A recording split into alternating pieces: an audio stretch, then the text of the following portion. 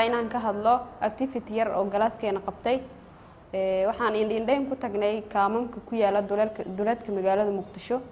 indhaynta intaan ku guda jirnaa waxaan soo aragnay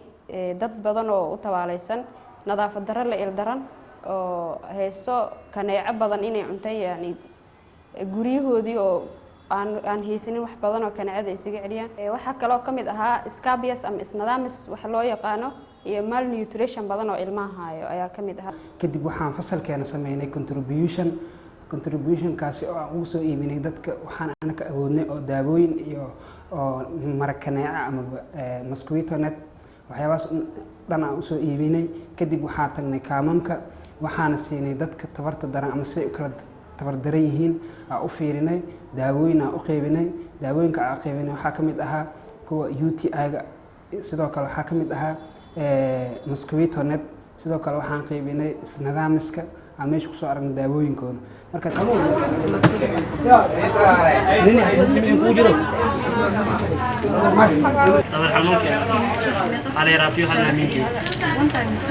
sidoo kale waxaa sameynay wacyigelin oo u sameynay hooyooyinka uurka leh iyo kuwa ilmaha naaska nuujiya ilmaha yaryarka waxaan ka wacyigelinay naasiinta ilmaha inay aad u wanaagsan tahay ay si sax ee naaska u siiyaan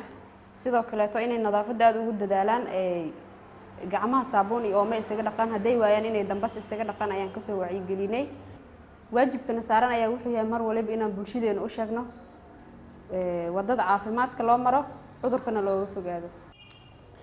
waxaan rabaa halkaan inaan ugu mahadceliyo dhammaan maamulka jaamacadda iyo macallimiinta ugu horeeyo Dr. Abubakar oo ah dhanka caafimaadka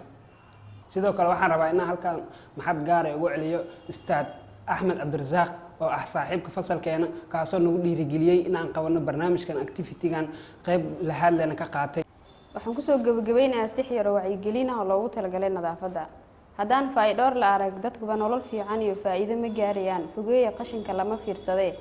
fagaaraha lama dhigiyo bulshada meeshay fadhido mar waa noo foolxumo marna waa virus dhala xanuun iyo fuuqbax daran ka faana qashinka lama fiirsadee bulshay wada feejignow fiyoobi iyo caafimaad faraha saabuun ku dhaqa biyaha fuusada ku jira fura oo kaloriin ku dara